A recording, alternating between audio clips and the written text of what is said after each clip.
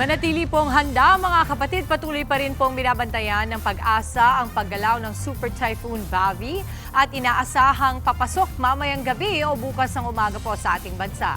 Yan at iba pang mga update ihatid sa atin ating weather Tito Alvin Pura na laging may panahon para sa iyo. Good morning kapatid!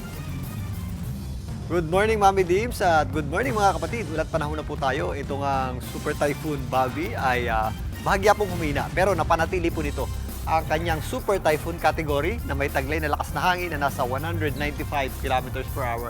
Malapit sa kanyang gitna at kung minsan may mga pagbugsong umabot sa 240 kilometers per hour. Ito po ay huling namata ng Pag-asa sa layong 2,010 kilometers east ng Central Luzon at yan po ay nasa labas pa ng ating area of responsibility.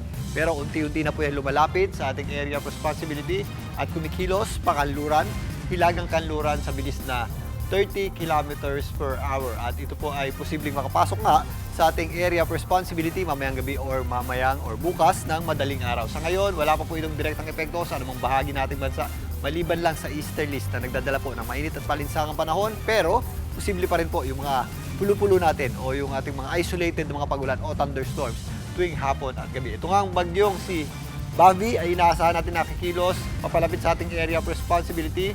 At if makapasok na po ito sa ating PAR, ito po ay bibigyan natin ng local name na Inday. At habang kumikilos po yan, palapit sa ating landmass o kalupaan, hindi natin yan inaasahan pang mag-landfall o tumama sa lupa. Bagkus yan po ay magre-recurve lamang patungo dito sa direksyon ng Taiwan. Pero kung mapapansin nyo dito sa ating wind map, yung kanyang panglabas na wind field o yung kanyang hangin ay mararamdaman pa rin po dito sa hilagang bahagi ng Luzon at extreme northern Luzon.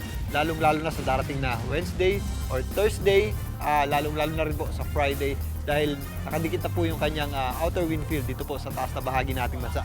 Maliban dyan, ang buong bansa po ay makakaramdam ng hangin o yung ating mga breezy o minsan may pabugso-bugsong hangin din dulot ng ating habagat o southwest monsoon. At posibleng sa darating na Sabado, ito po ay makalabas na ng ating area of responsibility pero magpapatuloy pa rin po yung epekto ng habagat kahit makalabas na ng ating area of responsibility.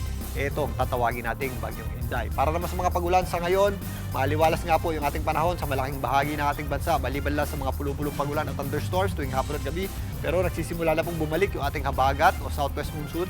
Posible po yung ating mga scattered o kalat-kalat na pagulan sa ilang bahagi ng Mindanao, particularly sa Zamboanga Peninsula, Sultan Kudarat at ilang bahagi pa ng Soc Sargent. Pero ang natitirang bahagi nating bansa, mananatili pong mainit at malinsangan ang ating panahon. Pero habang kumikilos po, papalapit sa ating area of responsibility, itong bagyong tatawagin natin Inday, mas madadagdagan pa po yung ating mga pagulan sa western section ng Mindanao bukas at sa darating Thursday naman, mag-i-extend na po yan dito sa western section ng Visayas, kasama na po dyan ang ilang bahagi ng Mimaropa sa darating na Friday. By Friday, mas marami na pong area sa ating bansa ang makakaranas ng pagulan dulot ng habagat, hindi po direct effect itong ating bagyo. Magiging areas po ng Cebu, ang malaking bahagi ng Visayas, kasama na po dyan ang Mimaropa. Ang ating mga mas madalas na pag-ulan ay mararanasan natin sa Friday hanggang weekend. May mga areas po na posibleng makaranas ng mga intense to up to torrential rains na posible pong magdulot ng mga malawakang pagbaha. Kaya mag-ingat at maghanda po tayo dyan mga kapatid.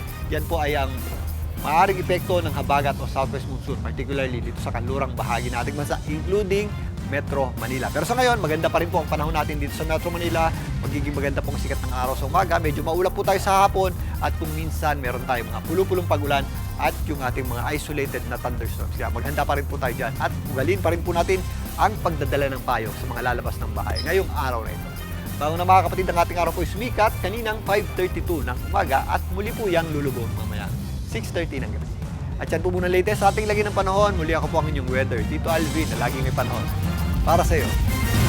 Mga kapatid, Tito Alvin Pura po na laging may panahon para sa iyo, umaraw man o umulan, dapat laging handa. Kaya para maging updated sa pinaka-latest weather updates, mag-follow at mag-subscribe na sa social media pages ng News 5.